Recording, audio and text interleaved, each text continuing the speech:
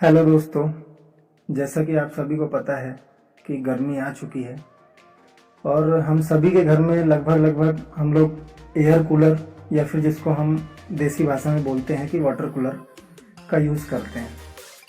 तो आज हम सीखेंगे कि इस कूलर में जो कनेक्शन होता है वो कैसे करते हैं। सबसे पहले तो बात करें कि कूलर में क्या क्या होता है। तो इसके मेन जो पार्ट्स होते हैं वो दो पार्ट्स होता है। पहला पार्ट्स होता है जिसको हम फैन बोलते हैं, मोटर, और दूसरा पंप होता है जो हमारा पानी खींच के कूलिंग करने के काम में आता है। तो दोस्तों, सबसे पहले हम बात करते हैं मोटर के कनेक्शन के बारे में कि मोटर का कनेक्शन कैसे करते हैं। तो जैसा कि आप देख रहे हैं कि ये हमारी सिंगल फेस मोटर है और सिंगल फेस मोटर में दो वाइंडिंग्स होती हैं। एक होती है हमारी रन वाइंडिंग और दूसरी होती है स्टार्ट वाइंडिंग। और इन दोनों वाइंडिंग्स के दो दो टर्मिनल्स होते हैं, एक ये और एक ये। दूसरी वाइंडिंग के ये दो टर्मिनल ये। जैसा कि आप यहाँ पर देख पा रहे हैं कि ये हमारे चार टर्मिनल्स निकल के आए हैं जो हमारे दोनों वाइंडिंग्स के हैं। तो दोस्तों, जैसा कि ये हमारे चार टर्मिनल्स अभी दिख रहे हैं, ये चार टर्मिनल्स हैं और हमारी ये सिंगल फेस मोटर है। इसको चलाने के लिए हमें एक तो कैपेसिटर की ज़रूरत पड़ती है और फेस सप्लाई और न्यूट्रल सप्लाई की। तो हमें ये पता नहीं है कि कहाँ पे हमें किस टर्मिनल पे कैपेसिटर लगाना है, किस टर्मिनल पे फेस सप्लाई और न्यूट्रल सप्लाई देना है। तो इसको पता करने के लिए हम सीरीज टेस्ट लैंप का यूज़ करेंगे। और दोस्तों, क्या होता है कि किसी किसी मोटर में उसमें कलर कोडिंग दिया रहता है। जैसा कि आप यहाँ पे देख पा रहे हैं कि यहाँ पे रनिंग वाइंडिंग के लिए रेड कलर यूज़ किया गया है और स्टार्टिंग वाइंडिंग के लिए ब्लैक कलर यूज़ किया है। तो दोस्तों, जैसा कि अगर हमारा कलर कोडिंग यहाँ पे दिया हुआ है, जैसे कि ये दो टर्मिनल जो हैं हमारे एक वाइंडिंग के हैं और ये दो टर्मिनल जो हैं वो एक वाइंडिंग के हैं, तो हम यहाँ पर बिना सीरीज टेस्टिंग के ही कनेक्शन कर सकते हैं। तो दोस्तों, हम यहाँ पे देखेंगे कि सीरीज टेस्टिंग कैसे करते हैं। तो सबसे पहले सीरीज टेस्टिंग करने के लिए तो हमें एक बल्ब की ज़रूरत पड़ेगी और पावर सप्लाई की ज़रूरत पड़ेगी। और पावर सप्लाई के लिए हम एक प्लग यूज़ करेंगे। तो सबसे पहले हम प्लग से क्या करते हैं कि यहाँ से न्यूट्रल सप्लाई इसके कैप को दे देते हैं और फेस सप्लाई इस पिन से इस टर्मिनल पे कनेक्ट कर देते हैं।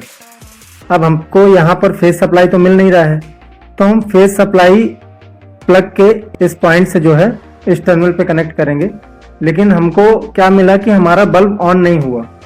तो इससे क्या पता चलता है कि ये जो दो टर्मिनल्स हैं, एक ये और ये दोनों टर्मिनल्स हमारी एक ही वाइंडिंग के नहीं हैं। तो दोस्तों, अभी हम क्या करेंगे कि ये जो वायर है हमारा, इस वायर को हम इस टर्मिनल पे कनेक्ट करेंगे और कनेक्ट करते ही ये हमारा बल्ब ऑन हो गया।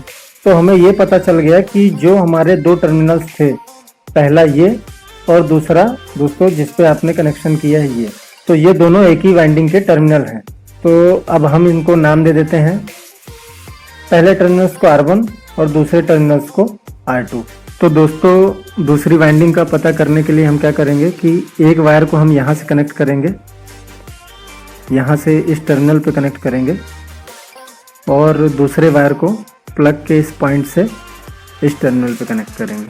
और हमने देखा कि हमारा बल्ब ऑन नहीं हुआ। इसका मतलब ये जो दो टर्मिनल हैं वो एक ही वाइंडिंग के नहीं हैं। तो हम क्या करते हैं कि इस वायर को उठाकर इस टर्मिनल पे शिफ्ट कर देते हैं और जैसा ही हमने इस टर्मिनल पे कनेक्ट किया तो ये बल्ब अब हमारा ऑन हो चुका है और हमें पता लग चुका है कि जो हमारे ये दो टर्मिनल हैं, एक ये और दूसरा ये दोनों टर्मिनल एक ही वाइंडिंग के हैं। तो अब हम इनको भी नाम दे देते हैं। एक टर्मिनल को हमने दे दिया S1 और दूसरे टर्मिनल को S2। तो दोस्तों, हमें यहाँ पर दोनों वाइंडिंग्स के टर्मिनल्स जो हैं वो पता चल चुके हैं। और इसके बाद हम क्या करेंगे कि इसको फेस सप्लाई और न्यूट्रल सप्लाई देना है और कैपेसिटर कनेक्ट करना है। तो कैसे करेंगे ये आगे देखते हैं। ये हमने क्या किया कि यहाँ पर दोनों वाइंडिंग के एक एक सिरे को, एक एक टर्मिनल को आपस में शॉर्ट कर दिया और उसके बाद हमने बचे हुए दोनों टर्मिनल में अपना कैपेसिटर कनेक्ट कर दिया। अभी हमें इस मोटर को चलाने के लिए फेस सप्लाई और न्यूट्रल सप्लाई देना पड़ेगा। तो सबसे पहले जहाँ पे हमने शॉर्ट किया था उसको हमने दे दिया न्यूट्रल सप्लाई। अब बचा हमारा फेस। तो फेस सप्लाई को हम इन दो टर्मिनल्स के किसी भी पॉइंट पे दे सकते हैं। तो फेस सप्लाई चलो हम दे देते हैं R2 पर और ये हमारी मोटर जो है ऑन हो चुकी है। लेकिन मान लीजिए आपकी मोटर का डायरेक्शन उल्टा हो जाता है, तो अभी हमको मोटर का डायरेक्शन सीधा करने के लिए क्या करना है कि पहले हमने शॉर्ट किया था टर्मिनल को R1 और S1 को, और अभी हम क्या कर रहे हैं कि S1 और R2 को शॉर्ट करेंगे। शॉर्ट करने के बाद हमको कैपेसिटर लगाना है, तो हम कैपेसिटर को दोनों को अपन इस तरह एक को यहाँ पर R1 पे कनेक्ट कर सकते हैं और दूसरे टर्मिनल को S2 पे कनेक्ट कर सकते हैं।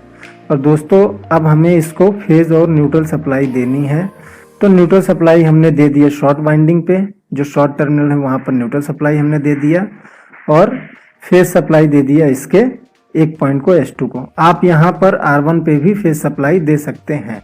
तो दोस्तों अब हम हमारे एयर कूलर का फाइनल कनेक्शन करेंगे।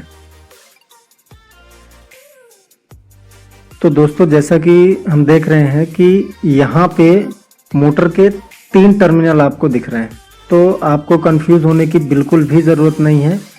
अभी हम क्या कर रहे थे, मोटर के हमें 4 टर्मिनल मिल रहे थे, तो हम किन्हीं भी 2 टर्मिनल को शॉर्ट कर रहे थे, दोनों वाइंडिंग के एक टर्मिनल को शॉर्ट कर रहे थे और उसको न्यूट्रल सप्लाई दे रहे थे।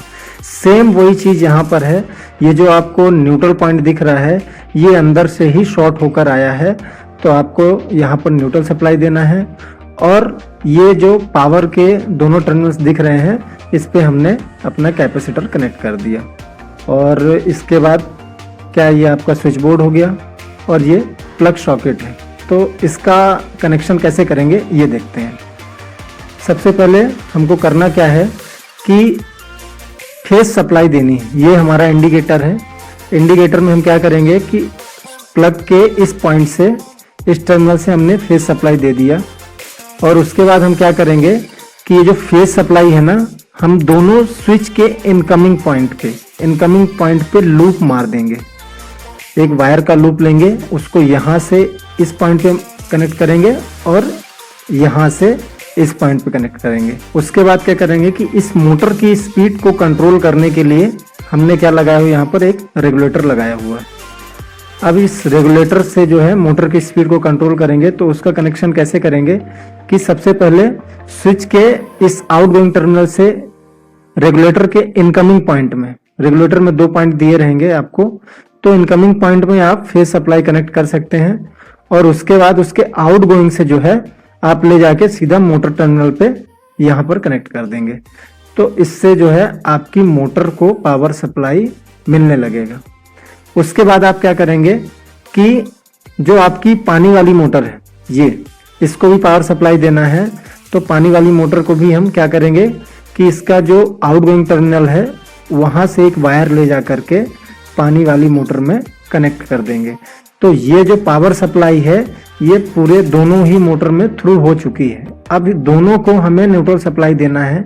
तो न्यूट्रल सप्लाई कैसे देंगे आइए देखते हैं। ये हमारा सॉकेट के एक पॉइंट से न्यूट्रल सप्लाई हमने दिया, सॉकेट के एक पॉइंट से लाए हमने इंडिकेटर के दूसरे पॉइंट पर न्यूट्रल दे दिया।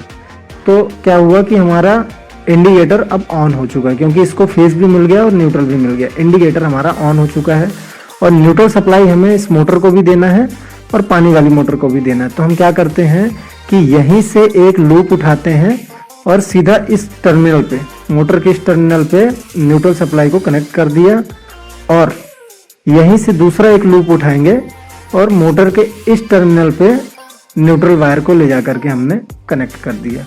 तो दोस्तों आई होप कि आपको ये वीडियो अच्छी लगी होगी। यदि अच्छी लगी हो तो आप इस वीडियो को प्लीज़ लाइक कर दें और अपने फ्रेंड्स के साथ में शेयर करें, और कमेंट बॉक्स में ज़रूर बताएं कि आपको वीडियो कैसी लगी।